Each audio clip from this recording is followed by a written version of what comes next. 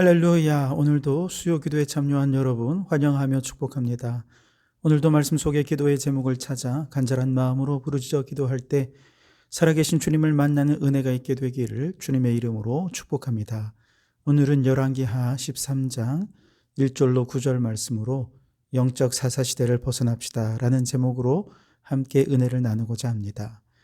지난 시간 우리는 남유다의 요아스 왕이 7살 때 왕이 되어서 성전을 수리하고 나라를 말씀 위에 세우기 위해 최선을 다했던 말씀을 살펴보았죠. 하지만 제사장 여호야다가 죽고 난 다음에 곧바로 우상을 숭배하고 충언을 아끼지 않았던 선지자들을 죽이는 등 악을 행하게 되면서 결국 하나님의 징계로 아람 왕 하사엘이 침공을 하게 되었을 때, 이때도 성전의 모든 보물들을 다 내어주면서 인간적인 방법으로 문제를 해결하려 하죠. 그리고 그의 마지막은 반역에 의해 비참한 죽음을 맞이하고 말았던 것을 우리는 살펴보았습니다. 이제 가메라는 다시 북이스라엘로 올라갑니다. 북이스라엘의 당시 왕조는 예후지요. 그는 하나님의 명령을 받아서 아합 집의 사람들을 모두 멸절하되 아주 철저히 멸절을 하고 바알과 아세라 우상을 파괴하면서 하나님의 명령을 참 잘 수행했습니다. 하지만 북이스라엘에 대대로 내려오는 가장 큰 문제는 우상은 없애도 베델과 다안에서 금송아지를 경배하는 이 여로보암의 죄에서는 떠날 수 없었다는 것입니다. 오늘 본문에는 이제 남유다의 요아스 왕이 아직 살아있을 때 북이스라엘에는 예후의 아들 여호아하스가 왕이 됩니다. 여기서 여러분 한 가지 헷갈리지 마셔야 될 것은 10절에 보시면 유다의 왕 요아스의 제37년에 여호아하스의 아들 요아스가 사마리아에서 이스라엘 왕이 되어 16년간 다스리며 그랬죠. 남유다에서 요아스 왕이 7살 때 왕이 되어서 37년 동안 통치하고 있을 그때 북이스라엘에서 여호아하스의 아들, 즉 예후의 손자인 동명의 요아스가 왕이 되었다는 것입니다. 지난번에는 남유다의 여호사밧의 아들 여호람 혹은 요람이 똑같은 이름인데요. 그가 왕이 되었는데 북이스라엘은 아하시아의 아들의 이름도 요람 혹은 여호람이었습니다. 그래서 그때도 두 이름을 헷갈리지 말라 말씀을 드렸는데요. 공교롭게도 비슷한 이름을 가진 왕들이 살던 시기가 서로 겹칩니다. 그래서 좀 더 헷갈리죠. 이것을 헷갈리면 열왕기서를 읽다가 길을 잃어버리기 쉬우니까 잘 살펴서 따라오시기 바랍니다. 자, 오늘 본문에는 요아스가 왕이 되기 전, 즉 예후의 손자인 요아스가 왕이 되기 전 그의 아버지 여호아하스 왕의 이야기입니다.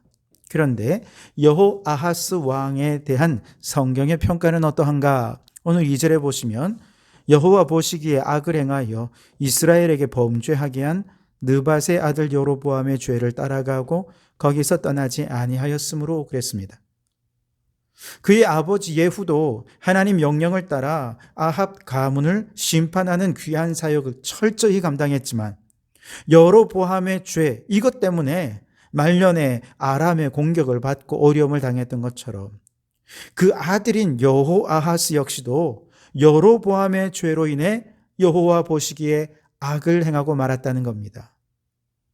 그리고 여호아하스의 아들인 요아스도 똑같아요. 11절에 보시면 여호와께서 보시기에 악을 행하여 이스라엘에게 범죄하게 한 느밧의 아들 여로보암의 모든 죄에서 떠나지 아니하고 그 가운데 행하였더라. 마치 아담의 원죄가 오고 오는 모든 세대에 이어져서 인간의 능력으로는 도무지 그 원죄를 벗어날 수 없어서 하나님께서 육신을 입고 이 땅에 오셔서 우리의 원죄를 대신해서 십자가에서 죽으시고 나서야 비로소 원죄의 그늘에서 벗어날 수 있었던 것처럼 북이스라엘에게서는 이 원죄는 바로 여로보암의 죄인 거죠.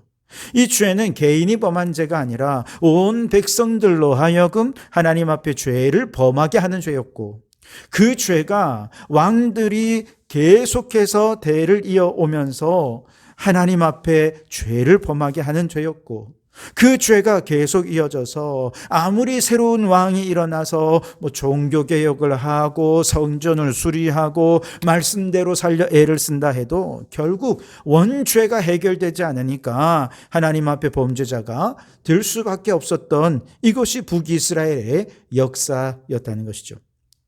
여러분, 그렇다면 여로보암의 죄가 무엇인지 한번 생각해 볼 필요가 있죠. 이미 살펴보았습니다만 다시 상기해 보면 여로보암이 10지파를 이끌고 북이스라엘이라는 나라를 만들지요.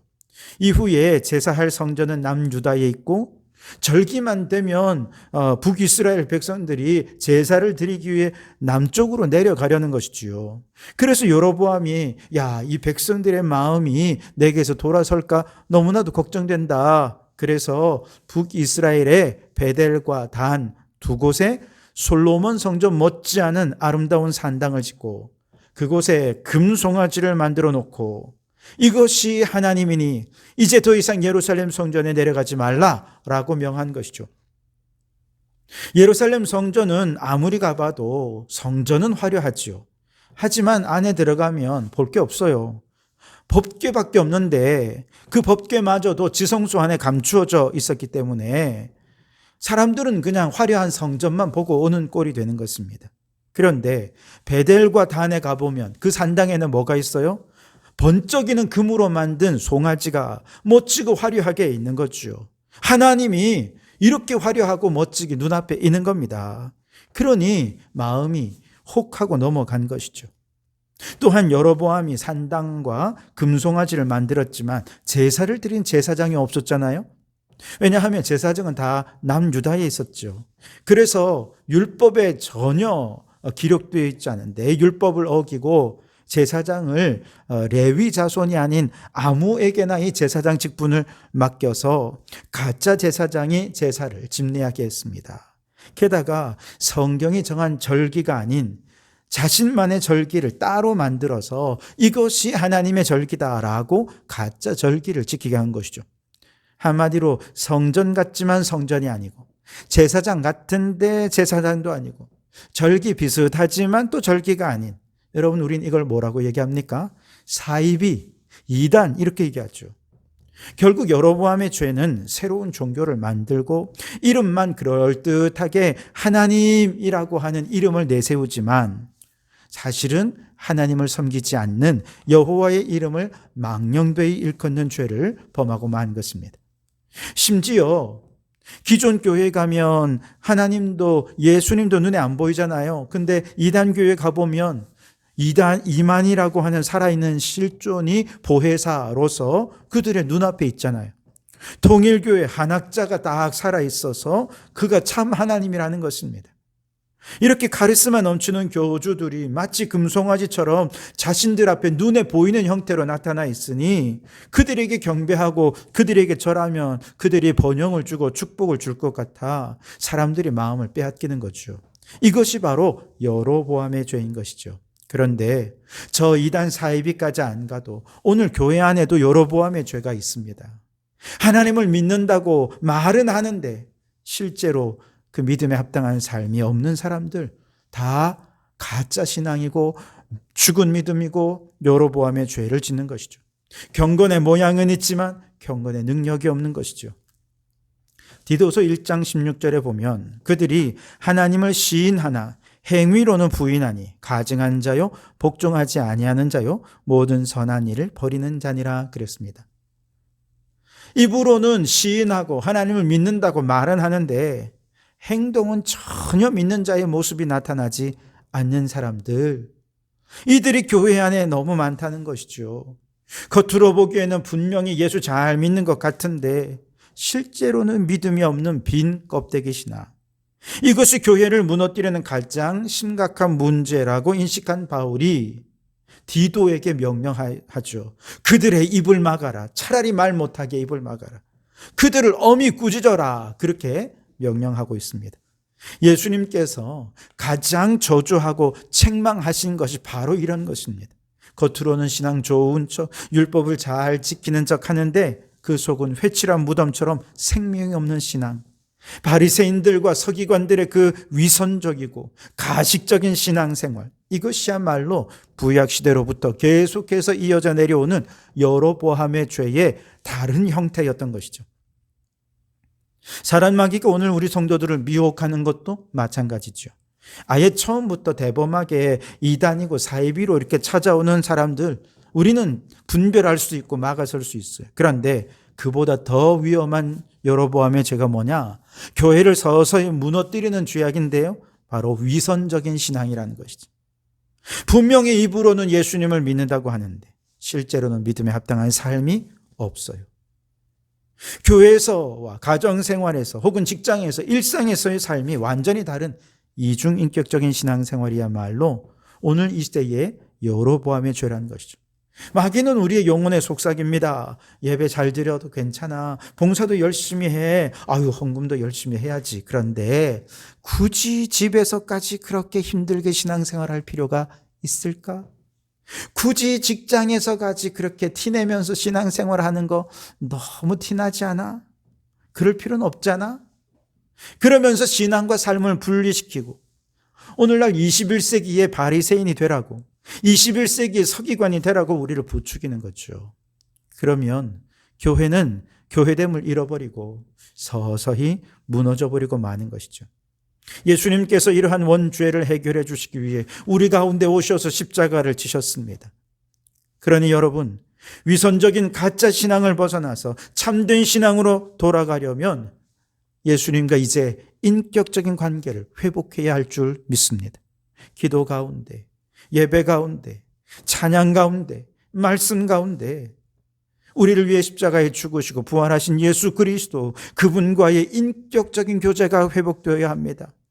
주님을 향한 그 뜨거운 사랑으로 가정에서, 직장에서 자녀를 교육하는 우리의 교육관과 물질을 사용하는 재정관, 정치에 대한 가치관 등등 우리의 모든 삶의 영역에서 주님의 뜻에 합당하게 주님과 동행하며 살아가야 하는 것이죠. 그러한 삶이 세상 사람들이 볼 때 자기 희생적이고 십자가를 지는 삶이고 헌신하는 사랑이기에 사람들은 말하죠. 나는 저렇게는 못 살겠지만 예수 믿는 사람들 참 대단한 것 같아. 그렇게 인식이 될 때 이것이 바로 선교적 교회가 되고 선교적 삶이 되는 것입니다. 그러므로 여러분, 오늘날 우리의 신앙을 좀먹고 교회를 무너뜨리는 여로보암의 죄, 위선과 가식이 가득한 신앙생활을 버리고 이제 주님과 친밀한 인격적인 교제를 회복하실 수 있길 바랍니다. 그렇게 하나님을 사랑하는 마음으로 이웃에게 나아가 이웃을 사랑하면서 하나님의 말씀, 율법을 완성해가는 성도들이 되시기를 주님의 이름으로 축원합니다. 자, 여호아하스 왕이 여로보암의 죄를 따라가자 이제 하나님께서 그를 징계하시는데 3절에 보시면 여호와께서 이스라엘에게 노하사 늘 아람 왕 하사엘의 손과 그의 아들 벤하닷의 손에 넘기셨더니 그랬습니다. 하나님은 아람이라는 이 나라를 이스라엘을 징계하는 도구로 사용하시기로 결정하신 것 같아요. 그래서 이스라엘이 범죄하면 진노하신 하나님께서는 늘 누구를 통해? 아람 왕을 통해 이스라엘을 공격하면서 이스라엘이 죄를 깨닫고 회개하고 돌이키게 하는 징계의 도구로 사용하신 것이죠. 그래서 늘 아람 왕 하사엘의 손과 그 아들 벤하닷의 손에 넘기셨다, 그렇게 말씀하신 것입니다. 감사하게도 여호아하스 왕이 하나님이 늘 아람 왕을 통해 이스라엘을 징계하신다는 것을 깨달았던 모양이에요. 그가 하나님 앞에 간구하며 도움을 구한 것입니다. 4절로 6절까지를 보시면 아람 왕이 이스라엘을 학대함으로 여호아하스가 여호와께 간구하매 여호와께서 들으셨으니 이는 그들이 학대받음을 보셨음이라. 여호와께서 이에 구원자를 이스라엘에게 주심에 이스라엘 자손이 아람 사람의 손에서 벗어나 전과 같이 자기 장막에 거하였으나 그들이 이스라엘에게 범죄하게 한 여로보암 집의 죄에서 떠나지 아니하고 그 안에서 따라 행하며 또 사마리아의 아세라 목상을 그냥 두었더라 그랬습니다. 아람 왕이 침공해 왔을 때 여호아하스 왕이 한 일은 회개하는 일이었습니다. 간구하며 하나님께 도움을 청했죠. 그러자 하나님께서 어떻게 했습니까? 한 구원자를 보내주셨고 극적으로 아람의 손에서 벗어날 수 있었습니다. 자, 그랬다면 이제 온전히 하나님을 섬겨야 하지 않겠습니까? 근데 또다시 여로보암의 죄를 범했어요. 심지어 이제는 북이스라엘의 수도인 사마리아 안에 버젓이 아세라상 그 목상을 두고 숭배하는 것을 내버려 두고 있었다는 것이죠. 그러자 또다시 아람이 쳐들어와서 백성들을 멸절시키고 이번에는 군 병력이 완전히 줄어들어서 스스로를 방어하기조차 불가능할 정도로 나라가 위축되고 군사력이 위축되어 버렸다는 것이죠. 근데 여러분, 이러한 패턴이 좀 익숙하지 않으십니까? 사사시대가 그랬습니다. 백성들이 죄를 범하면 하나님은 주변 나라들을 통해 고난당하게 하시고 고난 중에 백성들이 부르짖으면 한 구원자 사사를 보내서 건져주시죠. 하지만 또 나라가 평안해지면 백성들은 또 죄를 범하고 또 고난당하고 이러한 죄악의 악순환이 반복되던 것이 사사시대였는데요. 그런데 지금은 이미 사사시대가 끝난 지 한참 지났음에도 불구하고 왕이 다스리는 완전히 새로운 시대가 되었음에도 불구하고 똑같은 사사시대의 모습을 보이고 있는 것이죠. 정치적으로도 매우 발달해서 사사시대와는 비교할 수 없는 안정과 번영을 경험하는 시대였습니다. 그런데도 저들의 영적 상황은 여전히 사사시대를 벗어나지 못하고 있었던 것이죠. 지난주에도 말씀드렸습니다만 왕정시대로 시대가 변화될 때 사무엘이 가장 강조한 게 무엇이었습니까? 하나님의 주권이었습니다. 미스바에서 회개한 이유도 하나님의 주권을 인정하지 못한 죄를 회개하고 하나님께로 돌아가는 것이 목적이었습니다. 에베네셀의 돌을 기념비 돌로 세운 이유도 그 돌을 보면서 하나님께서 여기까지 도우셨으니 앞으로도 도우실 것이라고 고백하며 하나님의 주권 앞에 모든 삶의 주권을 내어 드리는 것이 에베네셀이었습니다. 이스라엘의 일대 왕의 사울 왕이 하나님께 인정받아 왕이 될 수 있었던 이유도 겸손히 하나님의 주권을 인정하고 순종했기 때문이죠. 반대로 그가 하나님께 버림받았던 이유도 똑같습니다. 마음이 변질되고 교만해져서 하나님의 왕되심을 인정하지 않고 하나님께 불순종하면서 자신이 하나님의 자리에 앉아 왕 노릇하니 하나님께서 결국 그를 버리실 수밖에 없었던 것이죠. 반면에 이대 왕인 다윗이 하나님의 마음에 합한 자라 칭찬을 받게 된 이유는 무엇입니까? 그는 처음부터 끝까지 하나님의 주권을 인정했습니다. 하나님이 주권적으로 왕이 되셔서 다스리는 나라를 세우기 위해 겸손히 주님의 명령에 순종했던 것이죠. 물론 다윗도 실수도 하고 죄를 범하기도 했지만 그렇게 죄를 범했을 그때에도 하나님의 주권을 인정하고 하나님 앞에 회개하며 엎드렸던 것이 다윗이었습니다. 그는 정치적인 계산을 따라 자신에게 무엇이 유익하고 무엇이 왕권을 강화하는 도움이 되는가 이런 것을 따지기보다 하나님이 무엇을 원하시는가, 하나님이 무엇을 말씀하시는가 이것을 유일한 기준으로 삼고 나라를 통치했던 것이죠. 오늘 우리도 마찬가지입니다. 아무리 신앙생활을 10년, 20년 하고 교회에서 그렇게 많은 봉사를 한다 해도 우리의 신앙이 사사시대를 벗어나지 못하고 있으면 조금만 살만하다 싶으면 또 고난이 찾아오고 한 곱이 넘겼다 싶으면 또 위기가 찾아와서 기도하지 않으면 안 되게 하는 상황을 하나님께서 마련해 주시는 거예요. 그럴 때 우리가 생각해야 될 게 무엇입니까? 하나님의 주권을 인정하지 않았기 때문이구나. 내가 내 인생의 왕이 되려 하는구나. 이걸 생각해야 됩니다. 하나님께서 우리를 고난에서 건져주셨을 때 그때부터 하나님의 주권 아래 순종하는 자로 살면 죄악의 악순환이 끊어집니다. 말씀에 순종하면 삶이 달라집니다. 그런데 아무리 고난을 당하고 위기를 지나도 그것을 통해 하나님의 주권에 순종하는 법을 배우지 못하고 여전히 내가 왕 노릇하고 내가 주인 노릇하며 신앙생활하면 평생을 사사시대를 벗어나지 못하는 거죠. 그러니 여러분, 이제 신앙의 사사시대를 벗어나 믿음의 진보를 경험하는 성도들이 되실 수 있기를 바랍니다. 이를 위해 고난을 통해 때로는 위기를 통해 하나님의 왕되심을 철저히 인정하고 하나님의 말씀 앞에 철저히 순종하는 법을 배우시기 바랍니다. 욥처럼 어떤 상황에도 하나님을 예배하고 하나님을 높여드리는 신앙을 잃지 마시기 바랍니다. 여러분, 우리 자녀들이 사사시대처럼 늘 고난당하고 회개하고 겨우겨우 하나님의 도움을 얻어 잠깐 평안하다가 또 위기를 만나기를 반복하는 인생을 살기 원하십니까? 아니면 시냇가에 심은 나무처럼 늘 형통한 삶을 살기 원하십니까? 두말할 나위가 없죠. 그렇다면 여러분, 우리의 자녀들에게 하나님의 주권을 인정하고 하나님만 사랑하는 신앙으로 우리의 자녀들을 양육해야 할 줄 믿습니다.